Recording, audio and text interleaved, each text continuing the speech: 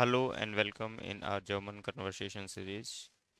Today's topic is Gefühle ausdrücken. Gefühle ausdrücken का मतलब होता है expressing emotions, यानी आप अपनी feelings, emotions बताना चाहते हैं in German language, तो आप कैसे बता पाएंगे?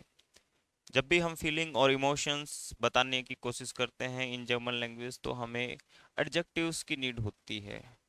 एडजेक्टिव्स क्या होते हैं?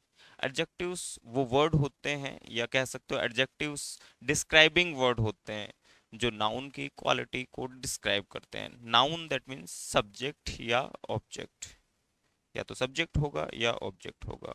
सो एडजेक्टिव्स जैसे beautiful, intelligent, long, short, understand that type of word, sad, happy, angry, nervous, excited, that type of words जिसको हम एडजेक्टिव्स कहते हैं। और एडजेक्टिव्स नाउन की क्वालिटी को ज़्यादा डिस्क्राइब करते हैं। डिस्क्राइब दैट मीन्स आप खुश हैं, खुश कौन है, दैट मीन्स सब्जेक्ट खुश है ना, इश बिन ग्लूकलिश, ग्लूकलिश इश की क्वालिटी बता रहा है ना, इश that means I, I that means मैं खुश हूँ, understand.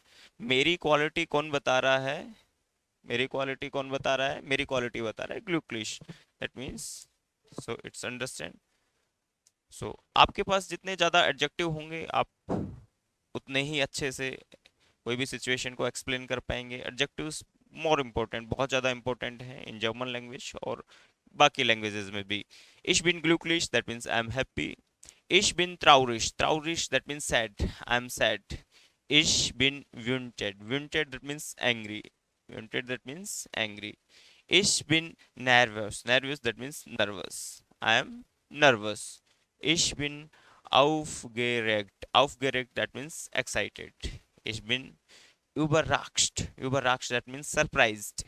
Ich bin, in German language जब हम एडजेक्टिव की बात करते हैं, एडजेक्टिव्स की एंडिंग भी होती है, बट एंडिंग तभी होती है जब एडजेक्टिव के बाद में कोई नाउन आ रहा हो।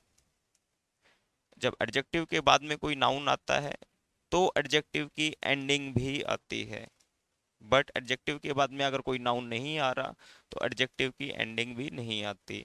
इन दिस सीरीज जब हम एडजेक्टिव की बात कर रहे हैं, सो हम जाइन वर्ब के साथ में आमतौर पे एडजेक्टिव की एंडिंग नहीं करते। एडजेक्टिव की एंडिंग क्यों नहीं करते? जाइन दैट मीन्स टू बी या is are am, so to be, यानी हम ये नहीं बताते ना आप आपका इंटेलिजेंट होना, आपका हैप्पी होना, दैट मीन्स हम बता रहे हैं कि आई एम हैप्पी, दैट मीन्स मैं हैप्पी हूँ। इसके बाद में अगर ग्लूकलिश के बाद में कोई नाउन आ रहा होता तो हम ग्लूकलिश की एंडिंग करते, बट अदरवाइज आमतौर पे जाइन वर्ब के साथ में हम एडजेक्टिव की एंडिंग नहीं लगाते। सो ये भी आप याद रखें। Ich bin müde, müde that means tired. Ich bin zufrieden, zufrieden that means content, satisfied. Ich bin enttäuscht, enttäuscht that means disappointed. Ich bin stolz, proud, stolz that means proud. Ich habe Angst, I am feared. Ich bin antispannt, antispannt that means relaxed. Ich bin gestresst, gestresst that means I am in stress. Ich fühle mich, this is reflexive verb na, fühlen. सो इश फ्यूलेमिश ये आप in German language कुछ verb reflexive verbs होते हैं। Reflexive verb that means इनमें subject और object same ही लगता है, यानी सब्जेक्ट और ऑब्जेक्ट जब सेम हो जिन वर्ब्स के साथ में उन्हें रिफ्लेक्सिव वर्ब कहते हैं, तो आप याद भी रख सकते हैं। इश और मिश दोनों एक ही है। इश का मतलब मैं हूँ और मिश का मतलब भी मैं ही हूँ। इश फ्यूले मिश अलाइन, I feel myself alone, आमतौर पे इसका मिश का मतलब माई सेल्फ है, myself alone. Ich bin dankbar. Dankbar that means grateful. Ich bin verwirrt. Verwirrt that means confused. I'm confused. Ich bin verliebt. Verliebt that means to be in love. I'm in love. Ich bin zufrieden mit meinem Leben. I'm satisfied with my life. Ich bin zufrieden. Zufrieden that means satisfied. Ich bin zufrieden mit meinem Leben. Mit is dative preposition, na? That's why meinem. So ये भी याद रखना है।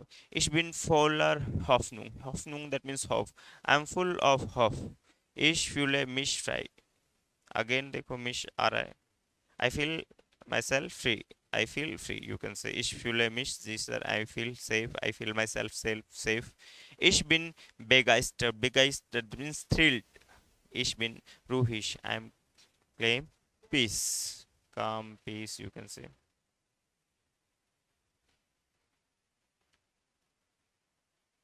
Ich bin hilflos. Hilflos that means helpless. Hilfreich that means helpful. Hilflos that means helpless. Ich fühle mich stark. Stark that means strong. Stark. That means strong. Ich bin unsicher. Unsicher that means unsure, uncertain. You can say sicher इसका opposite है. Ich bin जुकटन. जुकटन that means shy.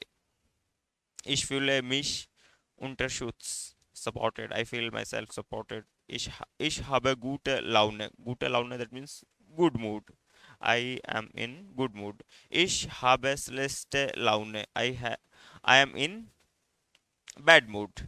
So अगर आप emotions बताना चाहते हैं, feelings बताना चाहते हैं, these adjectives most important 30 adjectives की भी बात की है, उसके साथ में सेंटेंसेस कैसे बन सकते हैं उसकी भी हमने बात की है। अगर आप इमोशंस एंड फीलिंग बताना चाहते हैं तो द टाइप ऑफ एडजेक्टिव्स आपको जरूरत पड़ेगी। बिना इन एडजेक्टिव के आप शायद नहीं बता पाएंगे फीलिंग्स को और इमोशंस को। सो आई होप कि ये वीडियो सीरीज आप लोगों के लिए हेल्पफुल हो रही होगी।